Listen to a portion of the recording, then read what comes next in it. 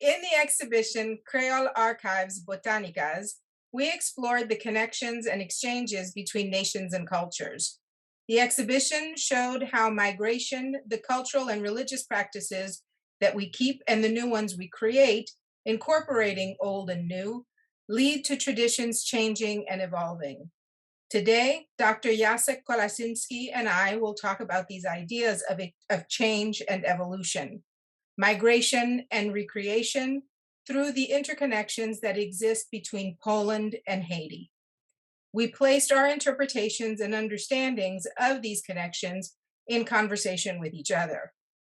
Jacek does this through the creation of his Creole archive and as a Polish American artist, while I do this as a Haitian American historian slash art historian via the story I tried to narrate using the objects in the Creole archive. My name is Dr. Stephanie Chancy, and it was my distinct pleasure to work with Jacek on this project. In truth, we've been exchanging ideas on this subject for so long that the exhibition was largely a continuation of many discussions we've had over the years. Jacek, if you're ready, we can begin. I'm ready. Thank you so much, Stephanie, for organizing this talk today. And again, like you said, this conversation goes for decades already. From my probably first arrival to Miami when I discovered a painting of Virgin Mary of Częstochowa or Solidanteur on a tap truck somewhere in Miami Beach, as it was advertising the tap restaurant. And we had many interpretations, many texts were read, many images were shared, and I think it was such a great moment that we finally joined forces to collaborate on some kind of exhibition that really came to fruition in the public space, in a public library at the kind of university center that brings everybody together. And I think that's what this Creole archive is about. And it was very well received. So many people came up to me as I was going around the university and around the city, saying how much they liked the exhibition.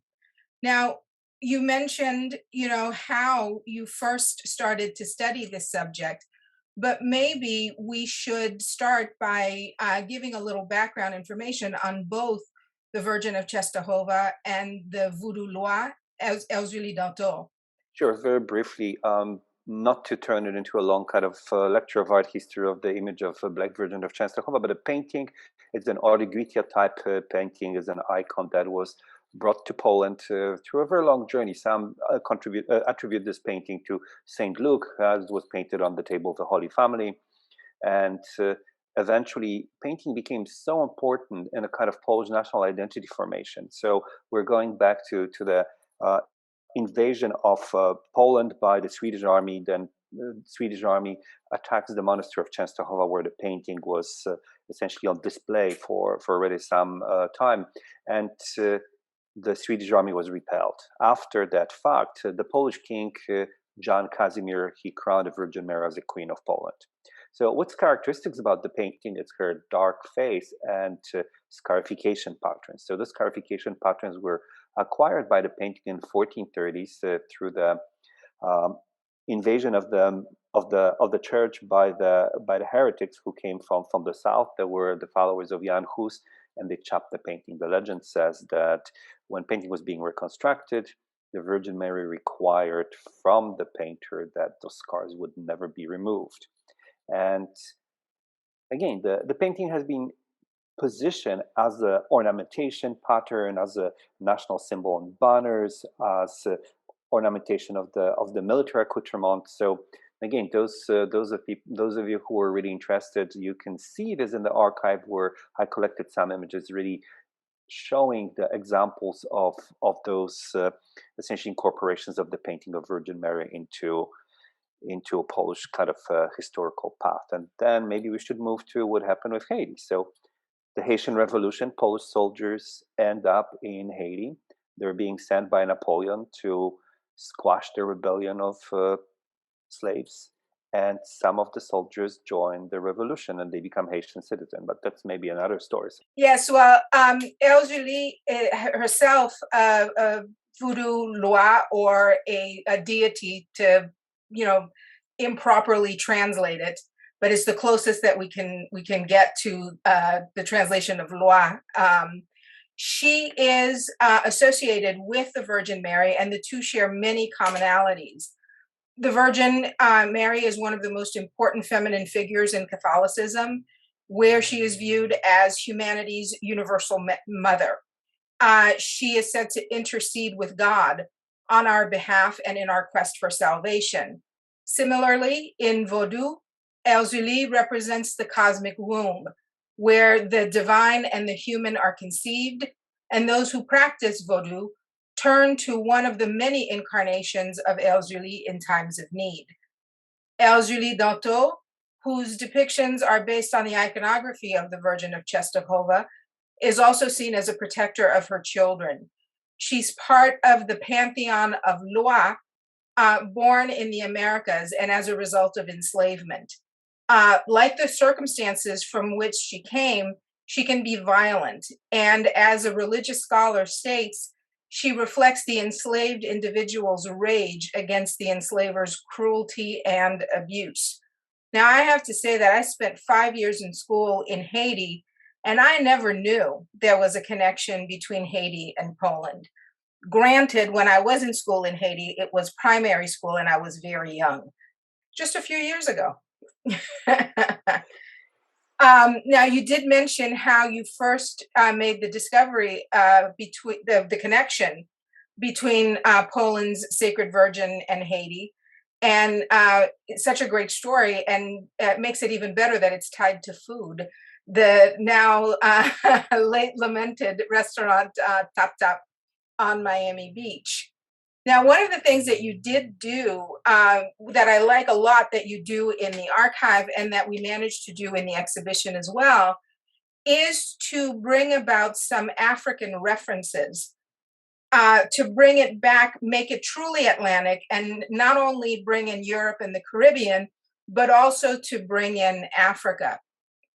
One of the things that struck me in particular because of my research interests were the images of the Dahomean women warriors that the European travelers dubbed Amazons. So can you tell us a little bit about those Amazonian Dahomean warrior women? I think it's a very, very interesting question. I think participation of women in the struggle for Haitian independence during the revolution in Saint-Domingue is it's a very kind of interesting subject to investigate on its own. And also, you mentioned the elderly Danto is a petrol law created in the Americas. So, kind of thinking about the construction of the archetype of a woman warrior, I think it's hard not to kind of think about the Dahomey warrior women who often might have been one of the last memories of people who were transported via transatlantic slave trade to America. So Dahomey warrior women were a formidable force.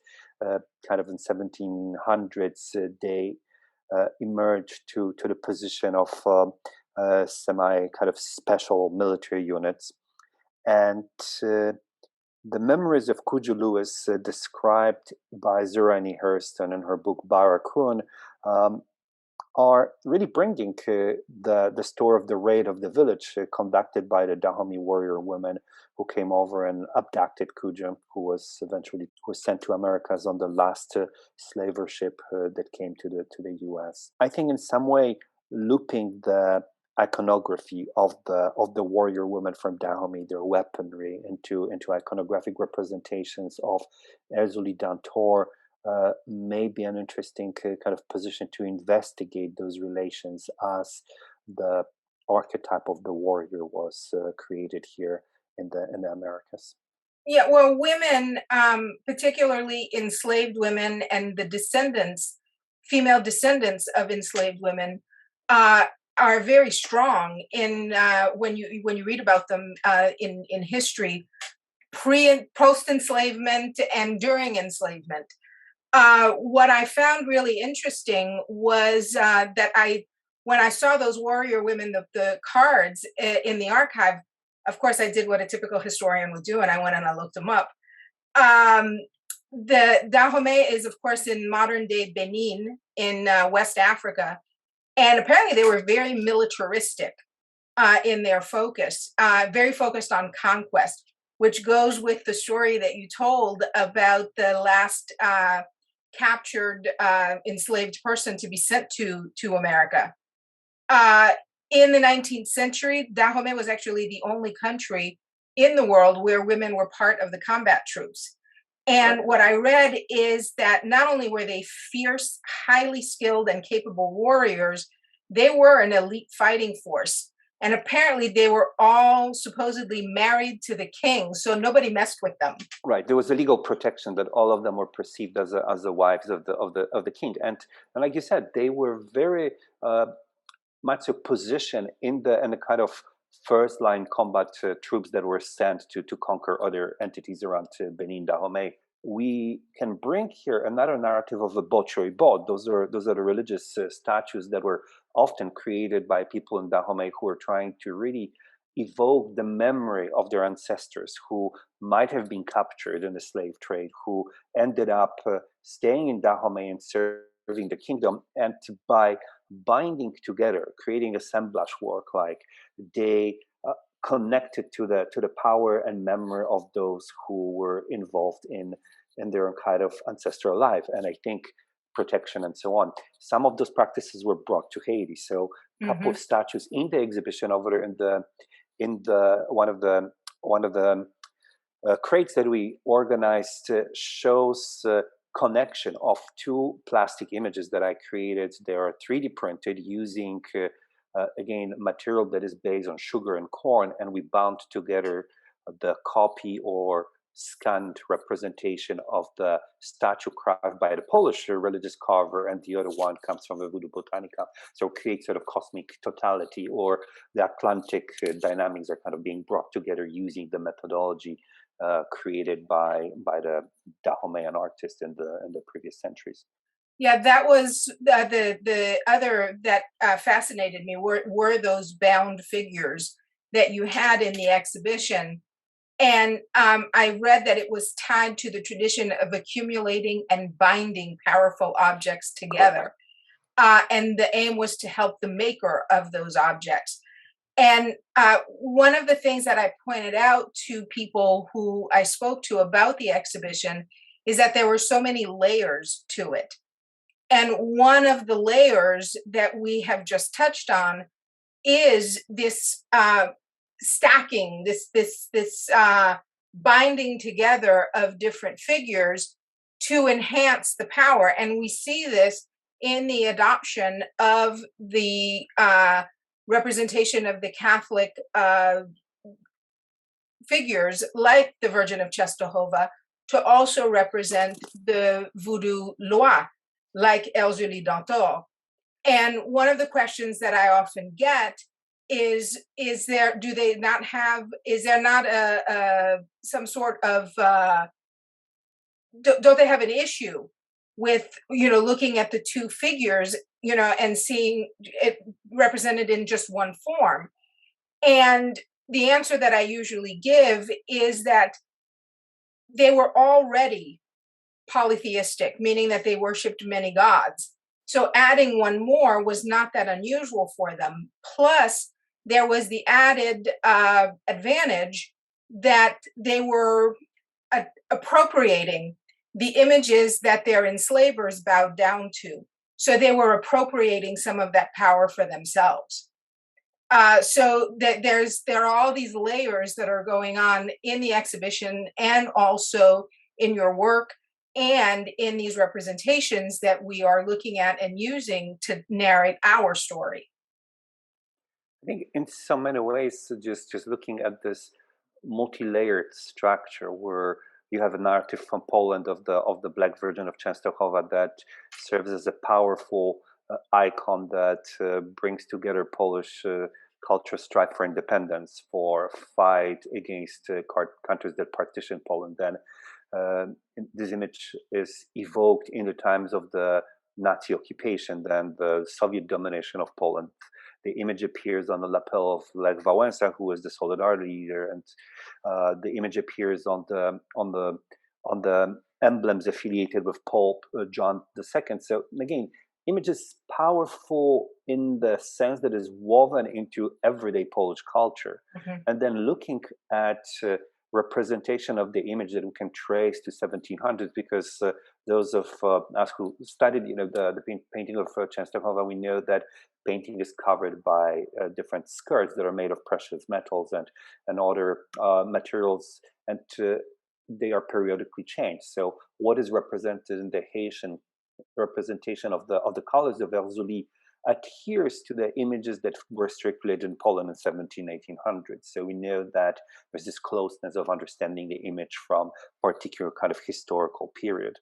So I think looking at the narratives that in some way on two sides of Atlantic create a bigger picture or create a narrative that composes more of a kind of full evolution of an image. And I bring often the idea of creolization, right? So creolization brings layers of collision of different kind of cultural elements. But it's probably important to note that the image of Virgin Mary, when it came to Poland, it already has its own history. It was a Byzantine icon with kind of particular trajectory. The Lucian legend gave its particular kind of position, was an icon that was connected to the miracles, right? So it was Virgin Mary, the Mother of God. Through his intercession, you would receive certain gifts from God, right? And painting evolves as pilgrims come to the church. They bring ex votos that are connected to the painting. The ex votos are eventually creating the skirts that we mentioned.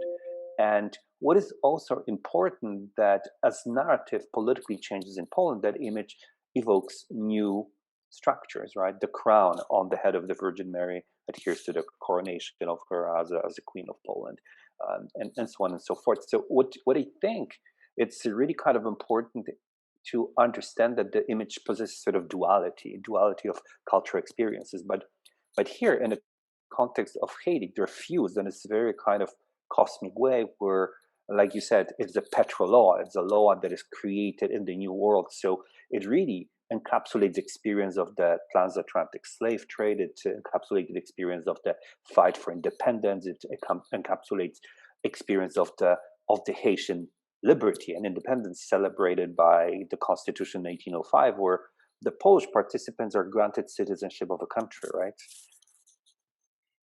Yeah. Now you just mentioned that the Polish soldiers who were in Haiti were granted citizenship. Now I'm going to cheat a little bit because I'm going to ask you a question based on something that you said in a previous talk that I attended. In one of these previous talks, I heard you discuss what caused the Polish soldiers to shift their loyalties from Napoleon towards the formerly enslaved who were fighting for freedom. Can you tell us a little bit about what happened? And Sure. also what happened to the Poles after the French forces were defeated in 1803? So it is a very complex narrative. So, and again, Poland ceases to exist in late 1700s from the map of Europe. It's being partitioned by three neighboring empires, by the Russian, Prussian, and Austrian Empire. And of course, Poles are not giving up on the fight for independence. So as soon as Napoleon appears in a kind of scope of the theater over there, he meets Polish troops that were created in Lombardia. Those are the Polish soldiers who really thought that under the banner of French Revolution they can come back and fight for Poland's independence. So they fight in the Italian front. Transcription on the uniforms that says all free people are brothers. And this very kind of democratic army goes with the revolutionary troops to really change the landscape of Italy. As the war in Italy stops, the soldiers are being essentially stationed as troops that need to be provisioned. And Napoleon knows that it costs him money. So he comes up very quickly with an idea of sending Polish troops to the Saint-Domingue that is under this incredible revolt against the idea of slavery. Saint-Domingue looks for liaison with the revolutionary France, but Napoleon wants to bring back slavery. It's important to note that Toussaint Louverture didn't necessarily look for the separation from France. He looked for autonomy, but he still perceived himself as a citizen of the French Republic.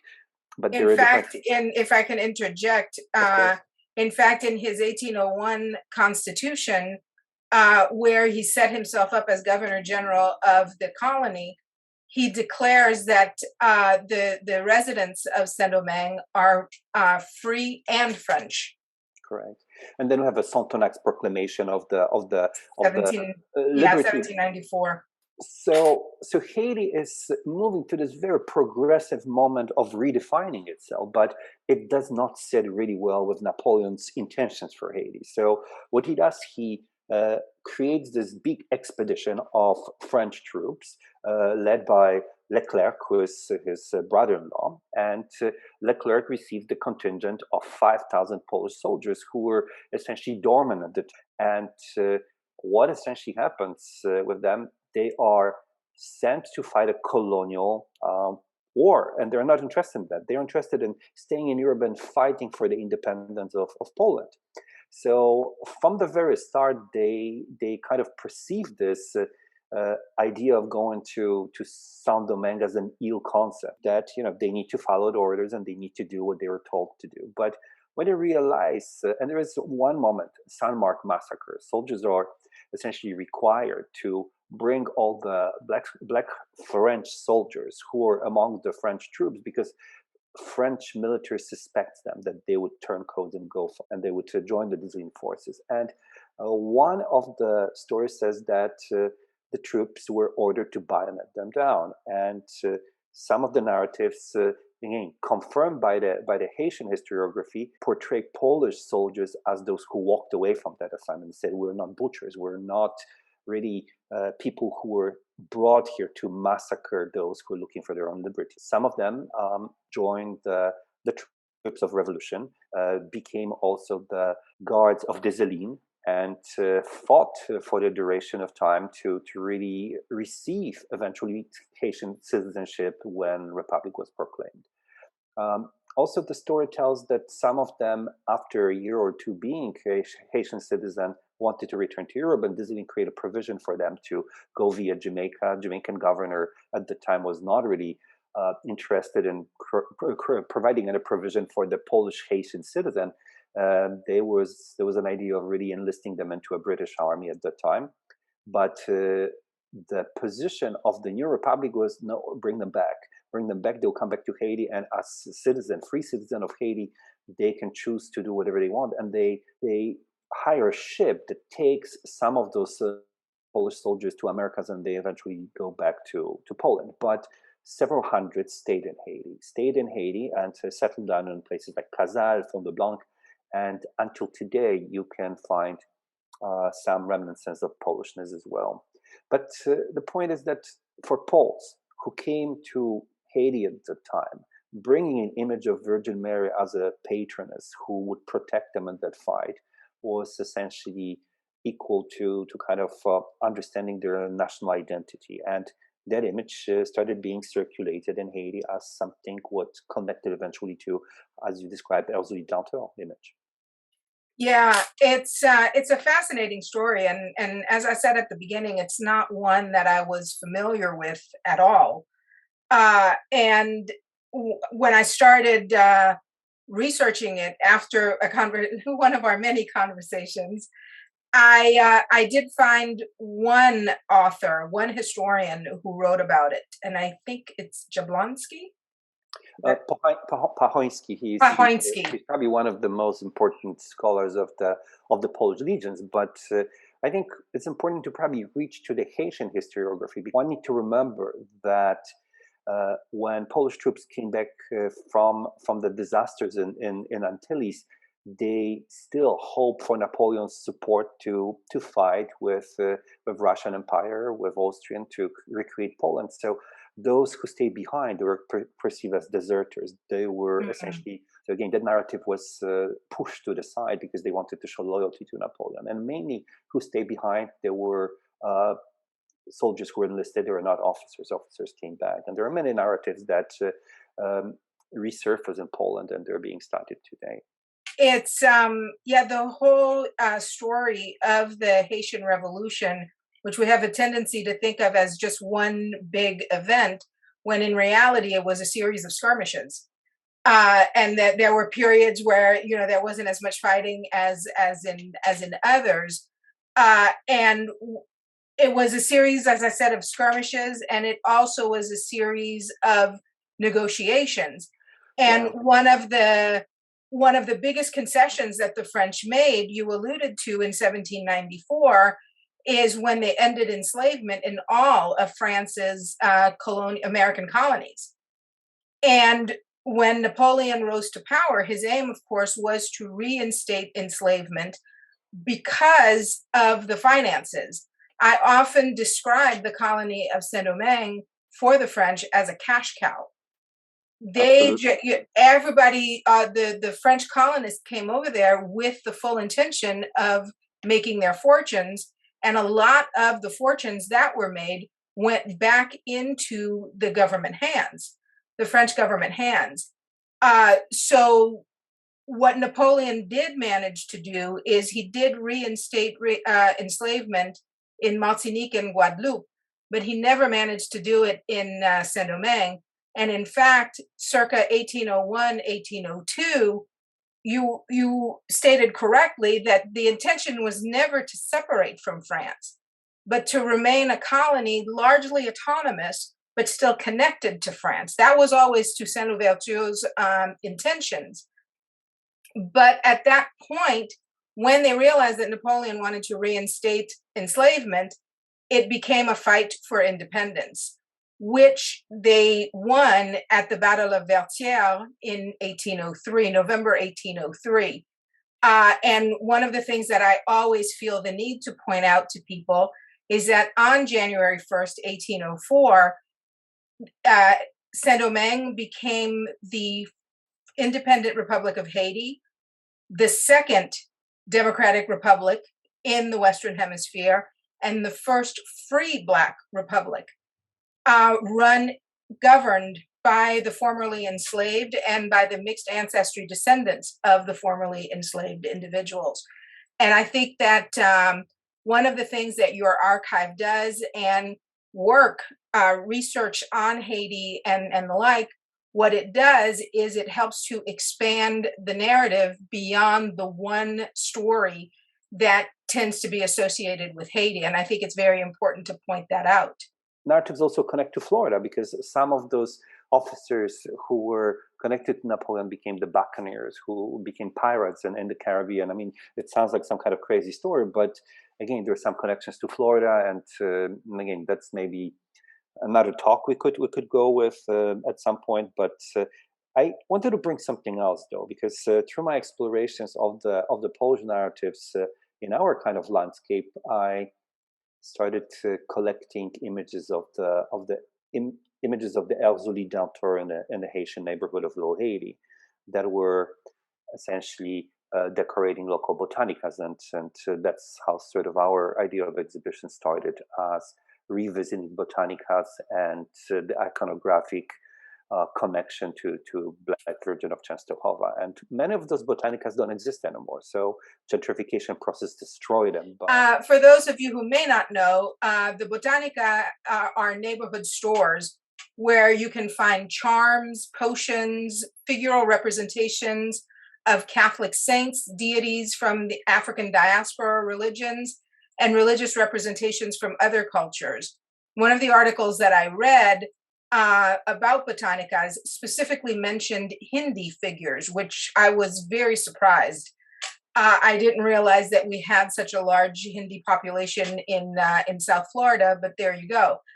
In the exhibition, we did try to capture the eclectic nature of botanicas.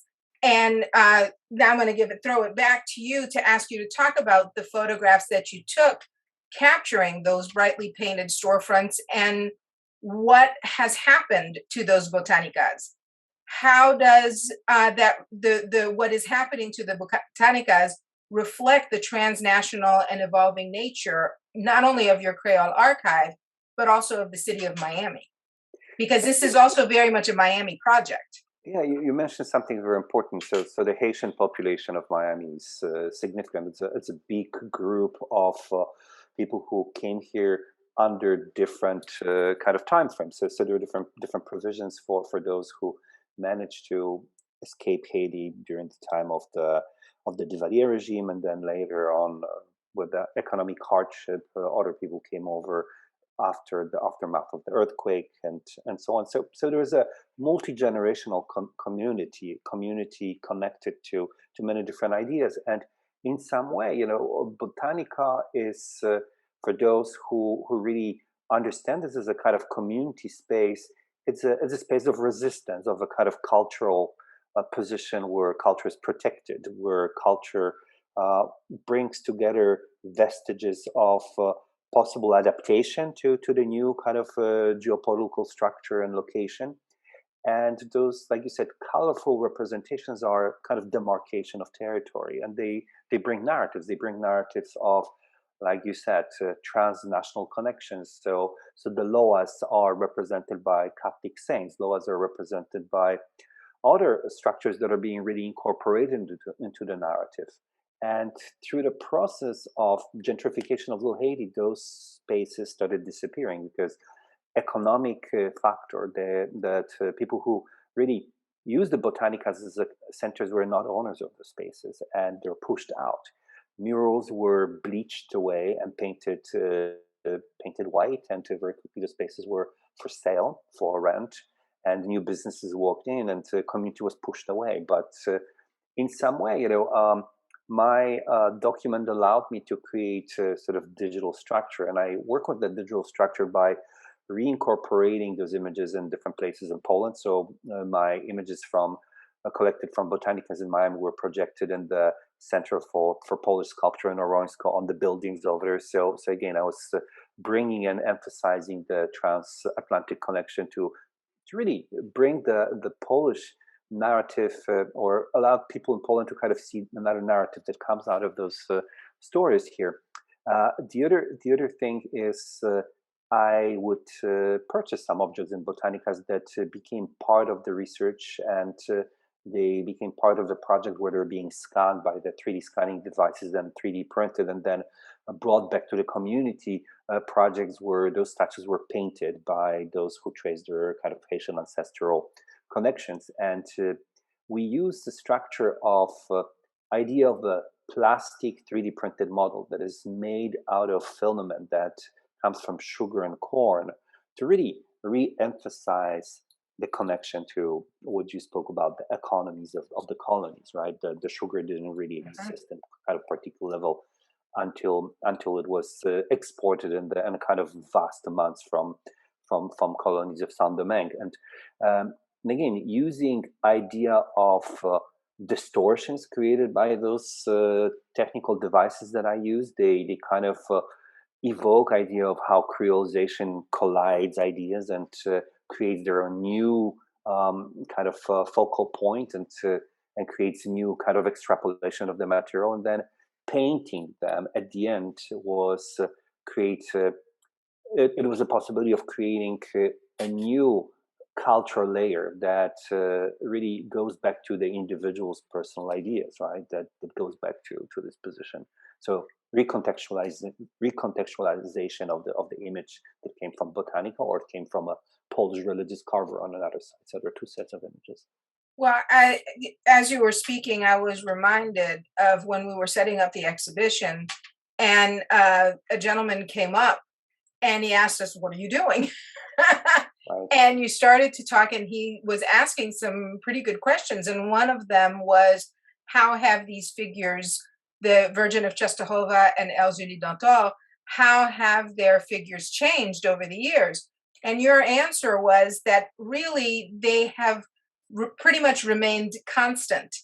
Their representations have pretty much remained constant, but at the same time, through your archive, and also, and this is particularly exhibited through the 3D prints of Czestochowa El Julie that you had the community paint, it shows how they are also changing and evolving because people do put their own spin on things. I remember I used to tell my students, the way that they would look at a piece of art would not be the same way that I looked at a piece of art, because everything that makes up who we are goes into our understanding and interpretation of that piece. So, what did you learn from that series of collaboration? What did you learn about Elzuli Chestahova and about even the Miami community? Because I think you mentioned that they were not all Haitian American.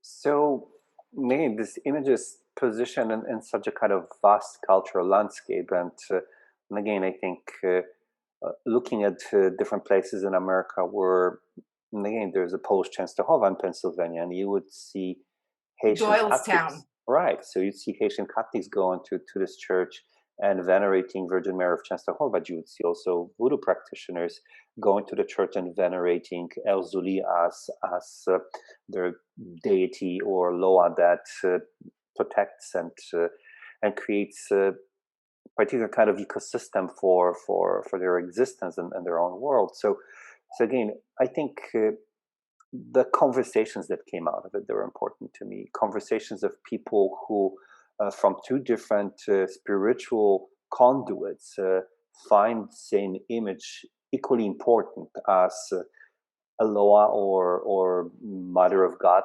that supports them in their kind of daily struggles, their lives.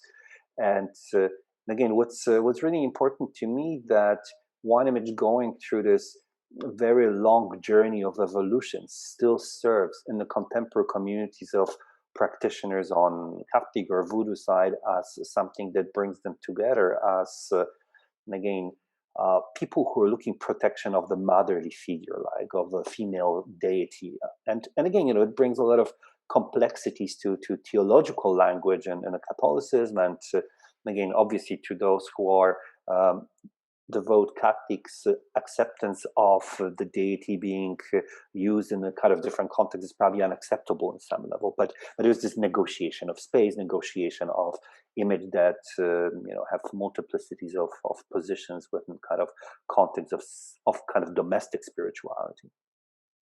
Yeah, one of the things that I remember reading years ago is about a voodoo practitioner who lived in Brooklyn, and the interviewer was speaking to her, and she was outlining that each day of the week was for this specific voodoo loi, and then except for Sunday was for God, Mm-hmm. the Christian God. A Sunday I go to church, and what the scholar explained is that there is no separation in the mind of the voodoo practitioner.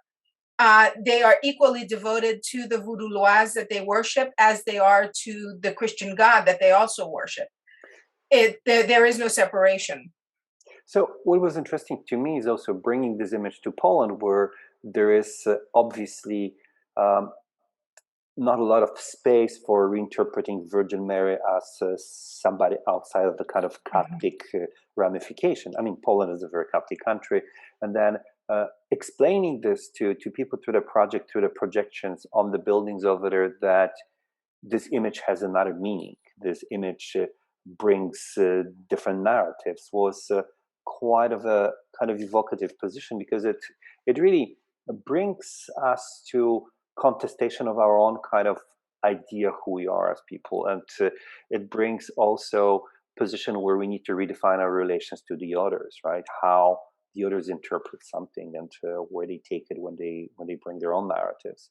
And I think it brings me to another project. So again, I continue with the Creole archive. The new research I'm doing now, it's on Grotowski's connection to Haiti and the story of him bringing somebody who is born in Kazal, who claims his Polish ancestry, back to Poland, and how this Polish Haitian Ongan, it's really finding himself in a kind of narrative of again Poland in 1980s. So again, that's a project that is being kind of currently explored, and let's see where that takes me. But the narratives are numerous. The narratives are, I mean, there are plenty of those that are not uncovered yet. I mean, connection of Kościuszko to Haiti, one of the Polish American heroes, and again, it's a very tiny connection, but one of his um, aide to the camp most likely was Haitian and ended up going back with Kościuszko to Poland and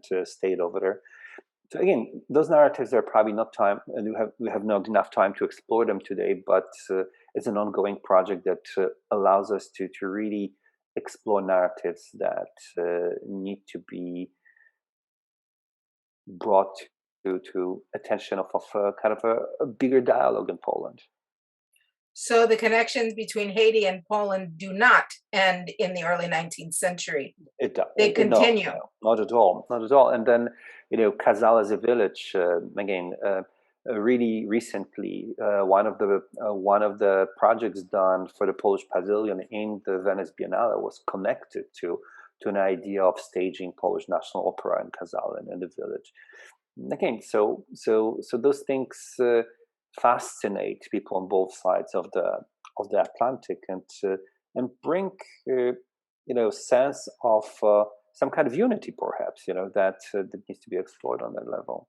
Well, that was one of my questions. I have one last question and then a remark. So my question is, what is the reception that your work gets in Poland when you highlight these connections? That I mean, is this because I know you went to school, primary and secondary school in Poland? Did you learn about this in school? So That so these the this Haitian connection?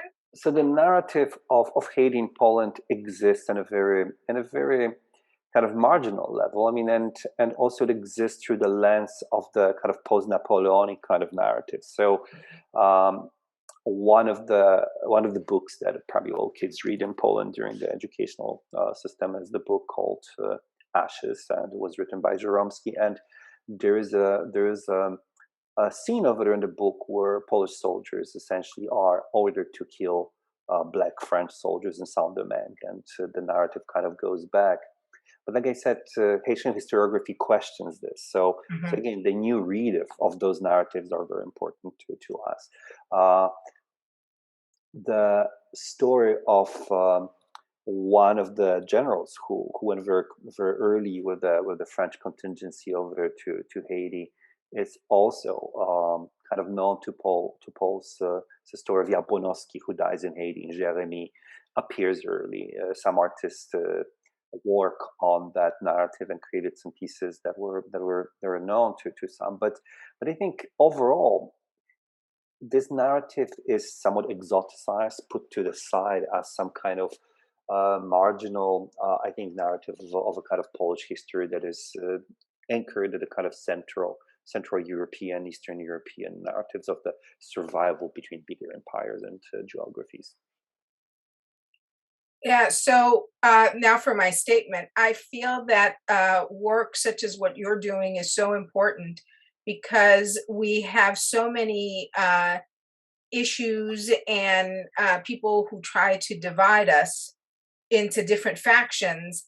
And what your work shows is how, first of all, how similar we all are, and also how interconnected we all are. And I think that in our world today, that is so very, very important. I think to kind of maybe follow up what you said is the idea of I'm an immigrant who came here in 1990s. I went through a series of self redefinition as an individual, right? Think of being away from a place of your origin allows you to really rediscover yourself under different auspices of cultural premises that you kind of encounter, and the idea of creolization as the framework of understanding your own self within space like Miami that has a lot of Caribbean vestiges. Well, Mhm. my new family connections. My partner, she's half Haitian, so our dialogues happened across very different spaces than it would happen if I never left Poland. So again, I think it's important for me to really understand that we are somewhat in a constant process of redefining ourselves. And I think this project is just on a stronger kind of ramification of those kind of processes that happen, kind of a grand historical narrative. Yeah, it's as I said, anything that, shows that brings us closer together has my vote. Sounds Has good. my vote Well, and my support. thank you so much, Stephanie. And I think we failed to mention that this project had two staging. One happened here at the library, Green Library at the university. The other one happened in Germany in the Bauschule Schauschule art space. And again, there was another a group of spectators, different audience that really dove into that project and to try to explore the idea of Miami Botanica and the Polish Haitian narratives. Well, in Germany as well, there has always been a tremendous amount of interest in Haiti, and quite a few German immigrants were in Haiti. I think one of my great great grandmothers was from Hamburg. Well, So and it brings us to another portion of the Creole Archive. It's a project that is currently on display in Orońsko in the Center of Polish Culture, and the project is called the Creole Archive, the Kingdom of Saint-Domingue. But maybe that's another conversation another yes, time. yes, definitely. So with that, we will conclude. We thank you very much for your time and your attention, and we hope you found this conversation informative and enjoyable. Jacek, as always, a pleasure. Thank you so And much, Stephanie. we will, I'm sure, continue this conversation very soon.